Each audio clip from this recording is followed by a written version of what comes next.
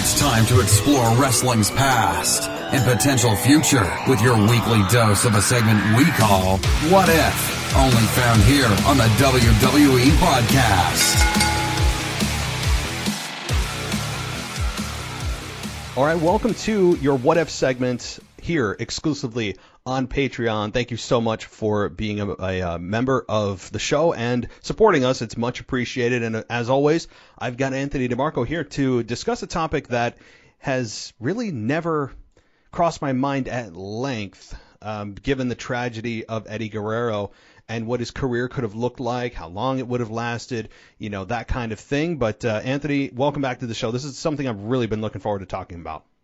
Yeah, me too, because Eddie Guerrero is kind of like a can of worms people have never really opened, right? And we just remember him for how great he was. But when you think back on it, he was only really a main event talent for the last 2 years of his career and his life. So you would have to think that there was still at least 5 years ahead of him being one of the top guys in WWE. Absolutely, yeah. And he was 38 when he died, and a lot of performers go into their 40s, early 40s, and some begrudgingly go into their 50s. I don't think he would have gone that long. But yeah, I think a good solid 5 years, would have been the magic number. And so we'll get into that in just a minute. But very briefly, our listeners have heard my opinion and your opinion to some degree regarding the releases. What are your thoughts just kind of, almost a week now removed from the releases? Like, how do you feel about it? Do you have any new thoughts on it? Do you have anything to add that you already haven't discussed? I'm more just disappointed, which is weird, right? Because it feels like every couple of months now we're bracing for these releases. Like, we always had the ones following WrestleMania, but now it's almost like every 6 months we're getting these like mega releases.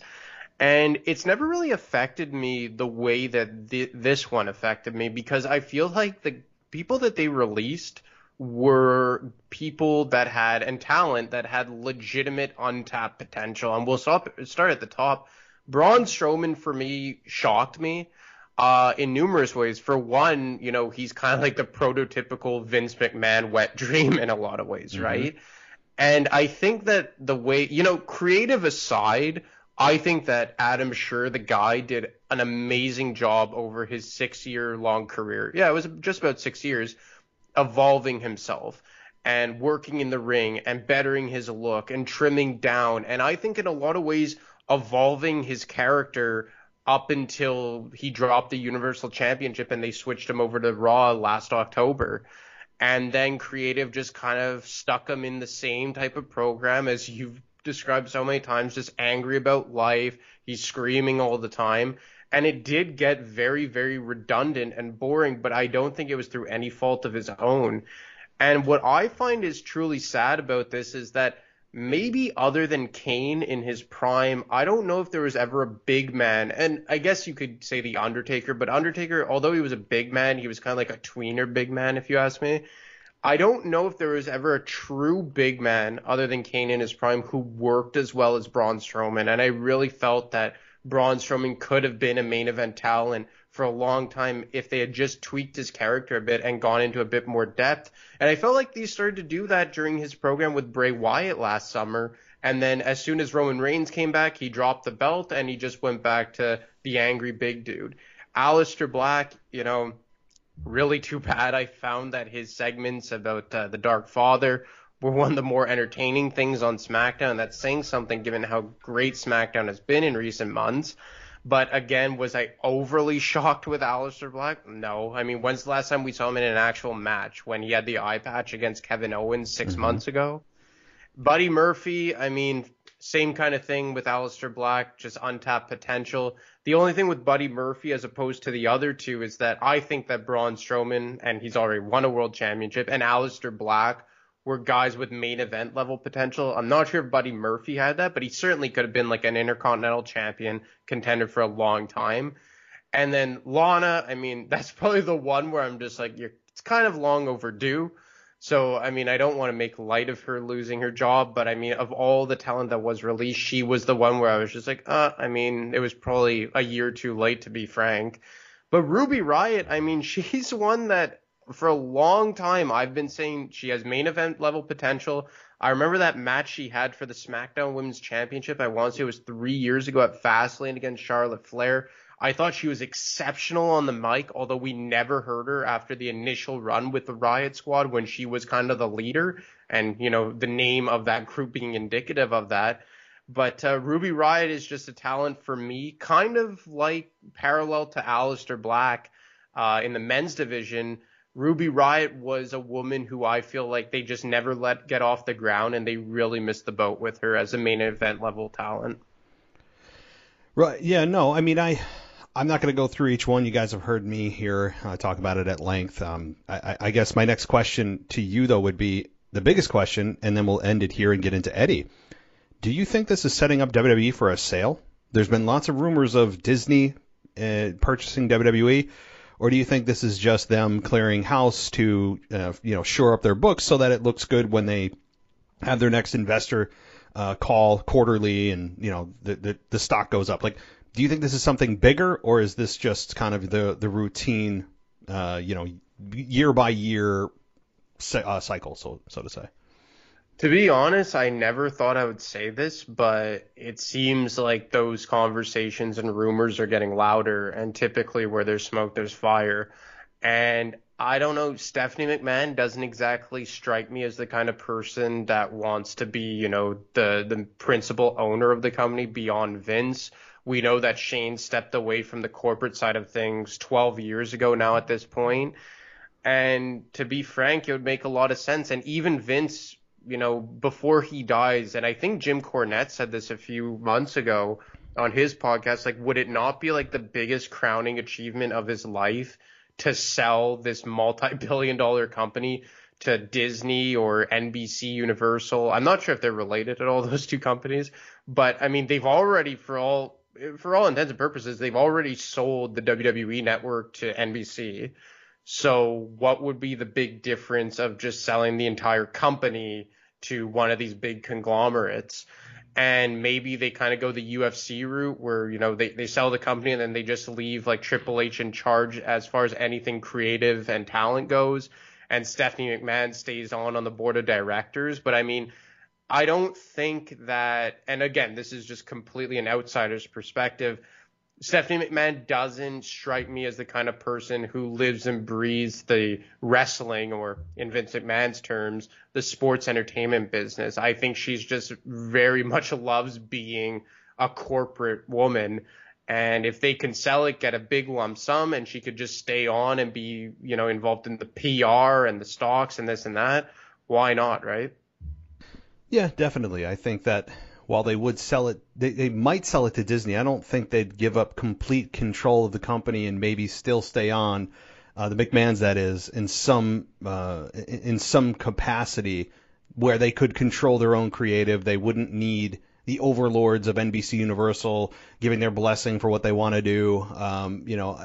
It is something that would shock the world, though, given that everybody believed that Vince would never, ever relinquish control of the company in any way, until he was on his deathbed. I mean, trying to pry it from his cold, dead hands is what I always envisioned, but we'll see. We never thought I didn't think they'd ever sell the network, and lo and behold, they sell it to Peacock, which one of the worst moves from a fan perspective anyway, not from a monetary, but yeah, the Peacock is just god awful. So, but anyway, all right, well, let's get into Eddie Guerrero. Let's get into the man that was able to, I think, create more emotion in anybody, in a fan, from being able to love him, hate him, laugh with him, and do it all successfully. A guy that I think was as good of a heel as he was a babyface, and that's really hard to do.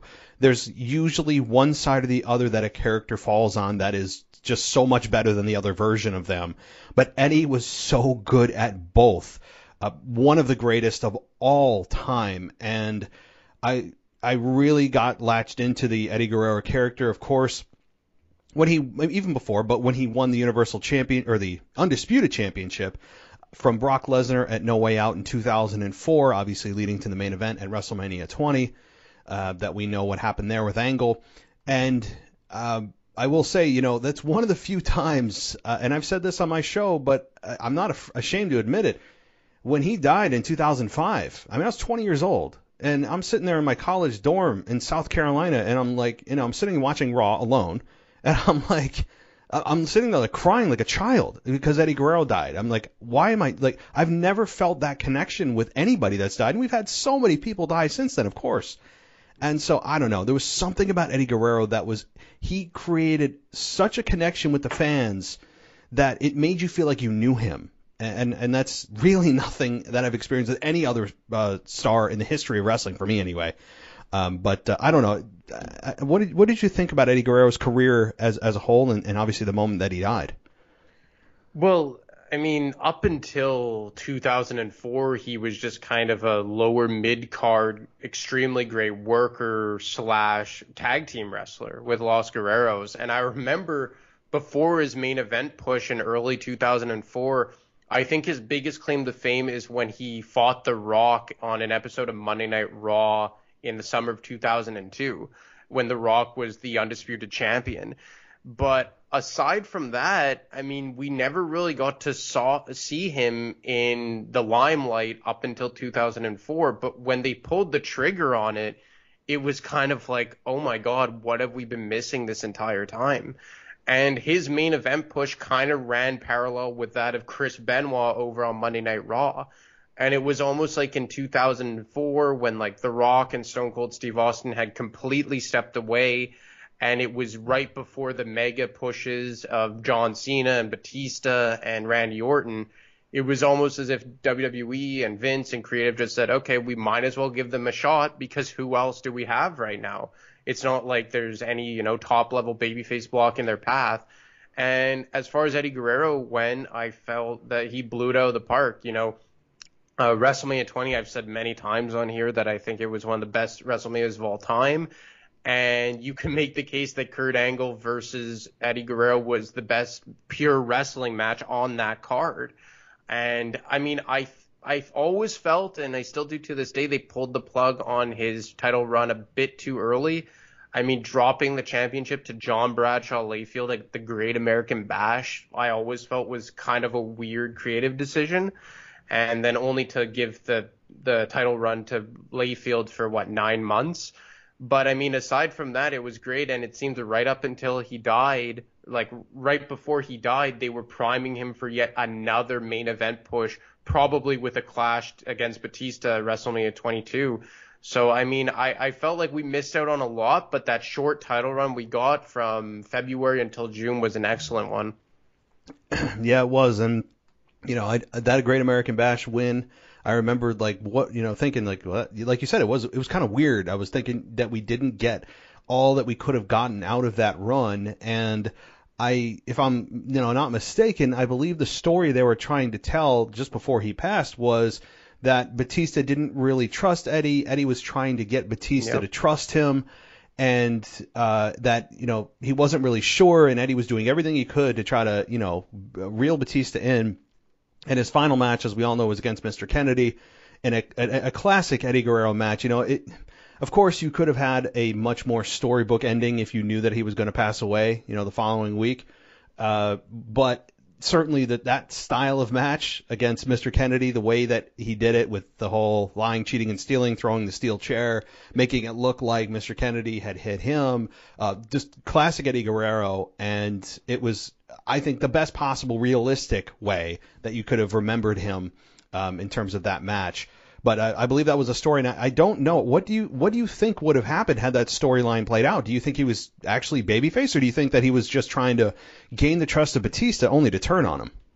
Well, for one thing, I think Eddie Guerrero wins the 2006 Royal Rumble. And to be honest with you, and I thought this at the time, and I was only, 11 or 12 years old, and the more I've looked back on this, I said to myself, this is absolutely the case. Rey Mysterio got Eddie Guerrero's storyline, in my opinion. They gave the storyline that they had planned for Eddie Guerrero to Rey Mysterio. And I think that Eddie Guerrero would have won the Royal Rumble in 2006 and headlined WrestleMania 22 against Batista for the World Heavyweight Championship. Now, Batista got hurt at the beginning of January and had to give up the championship, and then they gave it to Kurt Angle, who kind of carried the belt into Mania just to drop it to Rey Mysterio in the triple threat match with Orton. But had Batista not gotten hurt and Eddie Guerrero had not passed away, I think that was the clash for WrestleMania 22. I think it was weird, right? Because when Batista switched over to SmackDown in the summer of 2005 and they started building this program after SummerSlam, Eddie Guerrero had just turned heel 3 months prior when he turned on Rey Mysterio and they started doing the I'm Your Poppy angle. So I would have to think that they weren't going to just switch him back to babyface full time, less than 6 months after that. So I would assume that he would have done this whole fake babyface turn right up until the Rumble.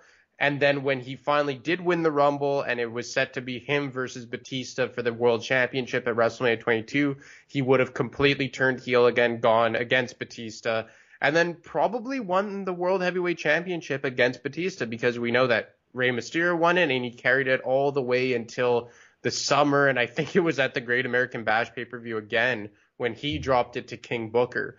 So to be honest, I think it would have been Guerrero versus Batista at WrestleMania 22 for the World Championship. Guerrero would have been the heel, and he probably would have won by hook or crook. That's probably, I think, the right analysis, that the word I'm looking for. I think that's the right way to look at it, because Rey Mysterio, throughout that Royal Rumble match, if I'm not mistaken, it came down to Randy Orton, Triple H, and Rey Mysterio. Is that right? Exactly. Yeah. So, and Rey Mysterio went 61, 62 minutes, whatever it was. And I think that is a great story to tell with Eddie. And I think, to me, Eddie was a much more engaging character than Rey Mysterio. No disrespect to Rey, but I've never been a Rey Mysterio supporter from a character perspective. I don't know. I think he's too pandering.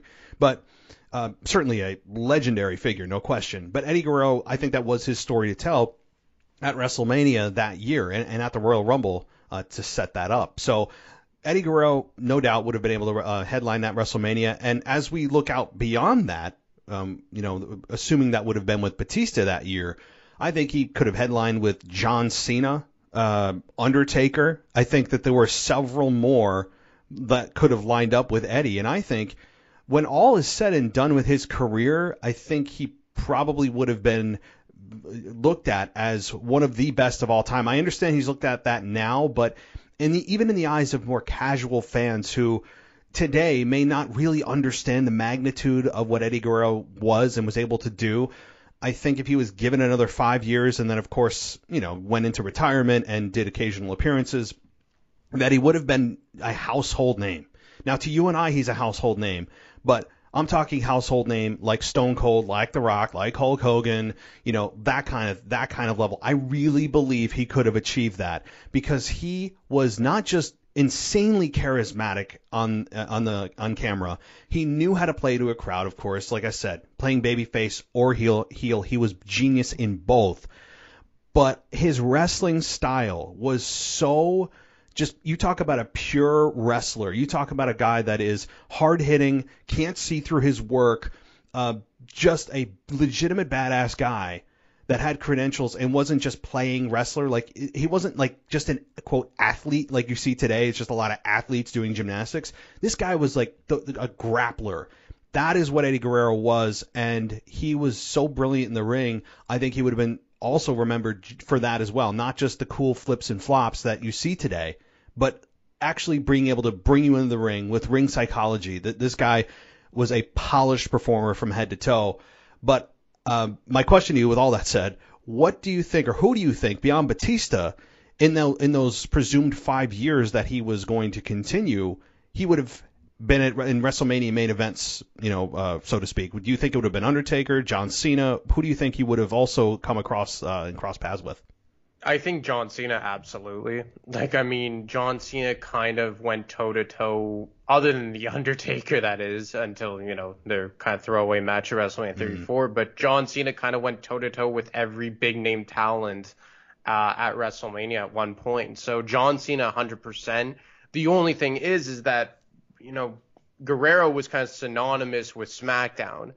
And by 2005, John Cena had become the face of Monday Night Raw. So maybe that would have gone a bit down. They would have kicked that can a bit down the road.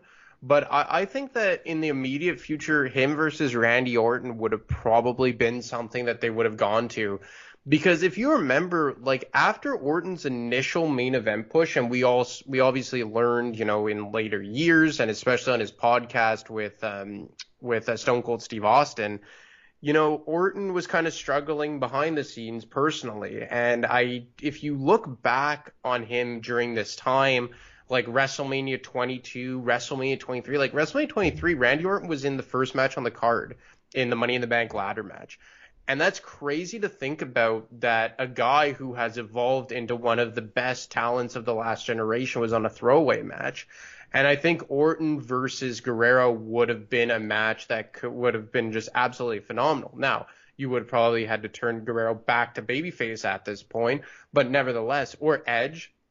Edge would have been a great, competitor or rival against Guerrero, because Edge really shifted over to SmackDown almost exclusively in 2007 following WrestleMania 23.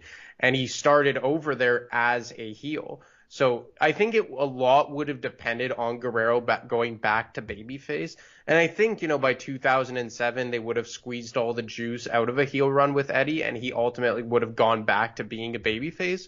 But I think Randy Orton and Edge would have been the immediate, counteracts to him. But then eventually down the line, I think John Cena would have been the perfect rival for Eddie Guerrero, because John Cena as well, WrestleMania 24, he was in the triple threat match with, I believe it was Triple H and Randy Orton. And then WrestleMania 25, he was in the triple threat match with Edge and Big Show.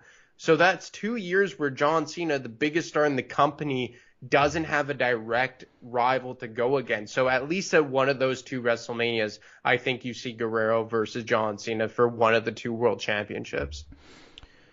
There's almost no doubt that, WWE, if they had the Eddie Guerrero at their disposal, would have absolutely put these two together at WrestleMania. And yes, even if they were on separate brands, that's why I'm looking at WrestleMania, because given the brand split, that's when they actually, adhere to their own rules.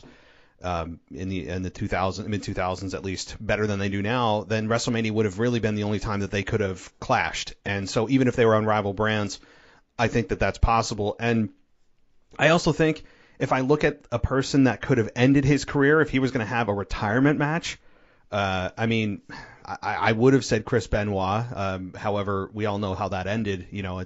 Assuming that would have still happened, I think it would have. So Chris Benoit is out for that reason. But I think maybe Shawn Michaels against Eddie Guerrero would have been one of the best WrestleMania matches of all time had it actually happened. I think that Shawn Michaels, we all know after 2010, I think in WrestleMania 25 with The Undertaker, perhaps he could have clashed with Eddie a year or two earlier as he closes out his career. Do you think Shawn Michaels and Eddie Guerrero could have had a WrestleMania main event, perhaps ending Eddie Guerrero's career? It's so crazy, right? When you think about dream matches, Shawn Michaels is always a guy that you can drop into the middle of anything and it will be gold. Yep. And I think that Guerrero and Shawn Michaels would have been absolutely fantastic. And for some reason, I'm remembering something. I can't exactly point my finger on it, but they actually did kind of clash. Maybe it was in the middle of a Royal Rumble, and you saw the chemistry that these two would have had. And, going back to our show last week, this is one of those instances where the brand split's value is on full display, because all you want to do is fantasize about these, matches we never got to see because these guys were in two separate worlds, like fighting for two separate entities. And I think absolutely these two, one way or another, would have clashed at some point.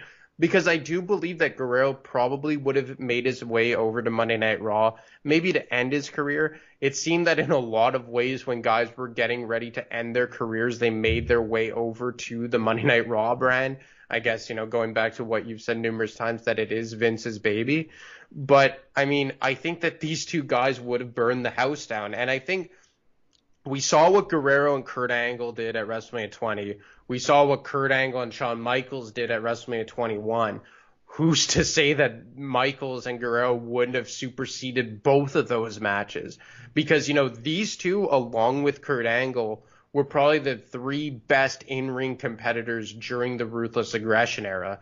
And I think that Guerrero versus Michaels would have just completely burned the house down, by far stolen the show.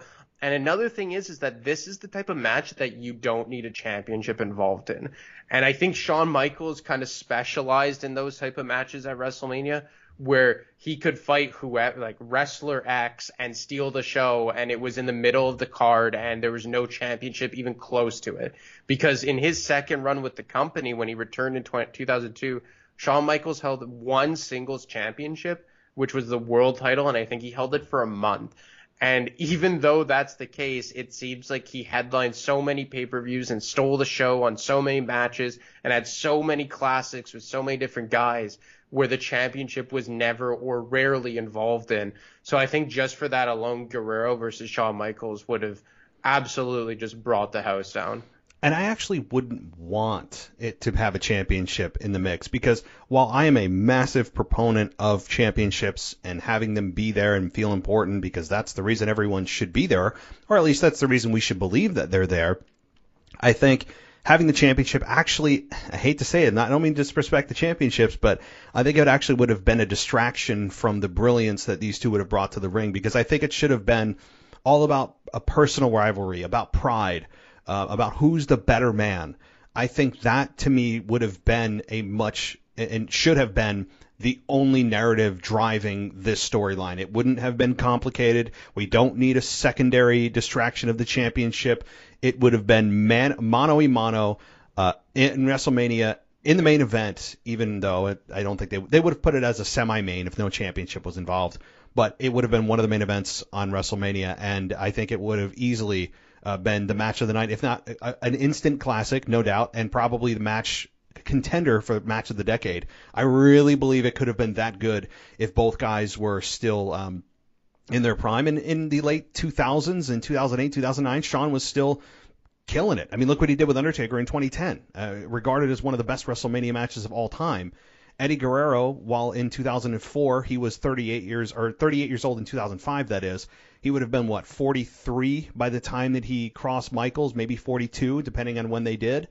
I think they easily could have still tore it down and hopefully done it in front of a stadium. I mean, it would have been, we would be talking about it today as one of the best of all time. And I think that's how he would have and should have ended his career at WrestleMania against Shawn Michaels in a career versus career, however they wanted to bill it, and I think it would have been brilliant.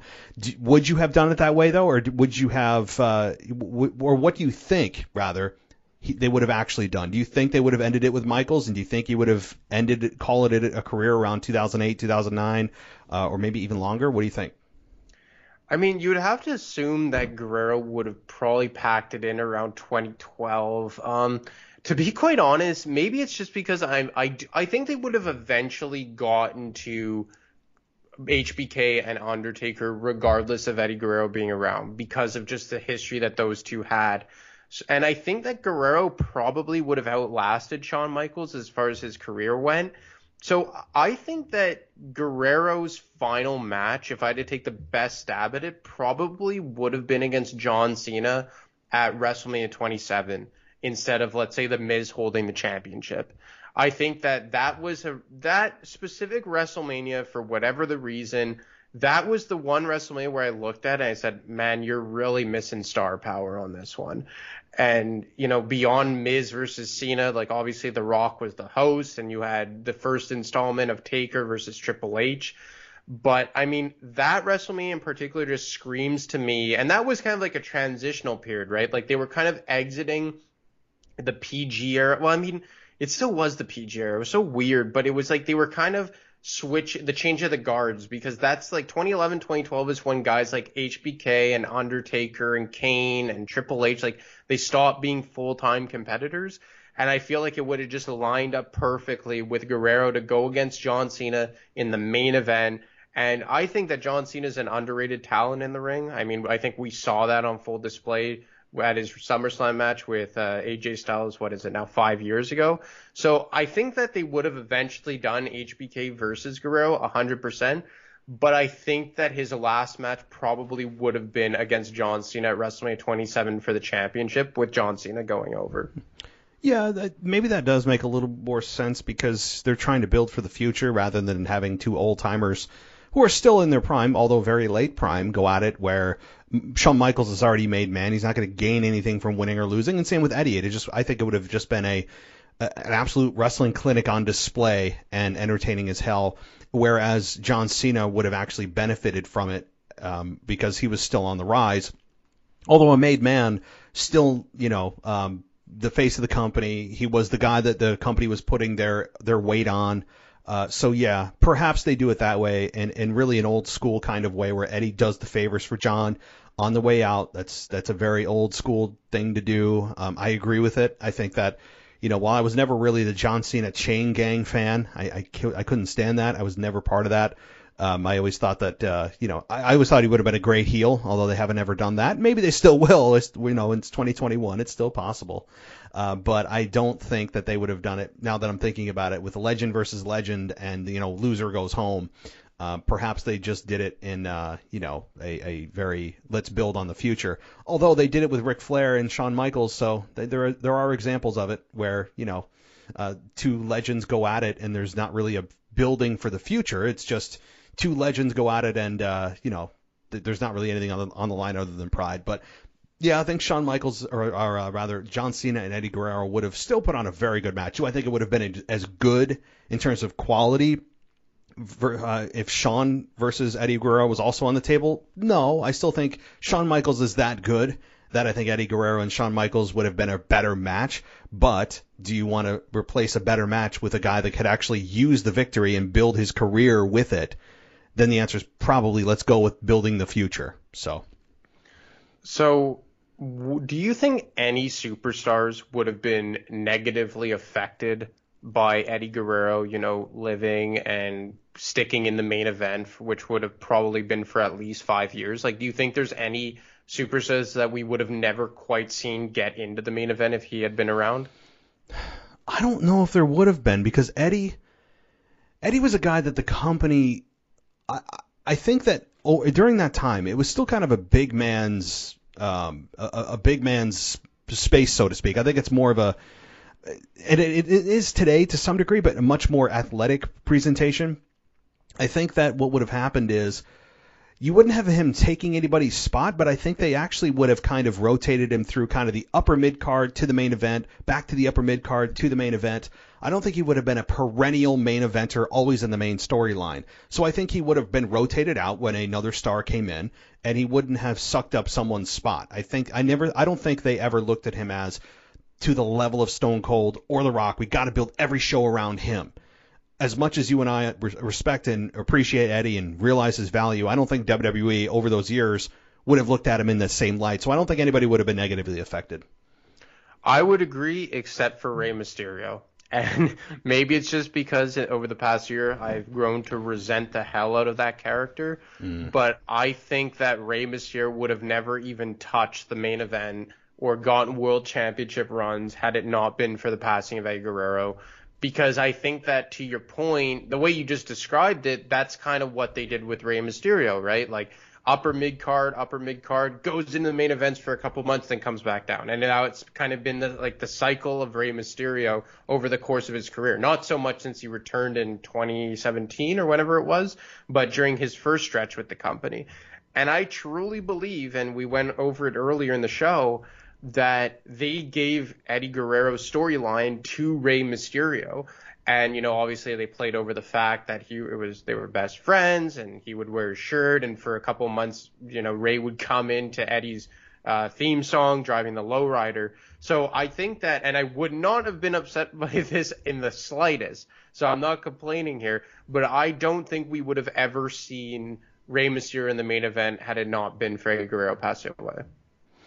It's probably, yeah. I mean, there's a case to be made there. I mean, Rey Mysterio was so good in his own right in the ring, though, and, being one of the few luchadors in the company at the time, I think he still would have done all right.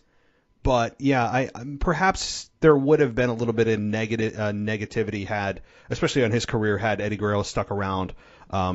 Yeah, there is a case to be made there, but I don't think he would have been relegated to a perennial mid-carder. I think he would have occasionally touched the main event, but not been as successful if he didn't really just take the coattails of Eddie Guerrero and use it as a crutch of sorts to build his career upon, had Eddie Guerrero not passed. So, yeah, there's a case to be made there. So, boy, there's just so much you look at in Eddie's career. But did you have any other questions regarding, to me, or things you wanted to bring up regarding his career as we close things out here?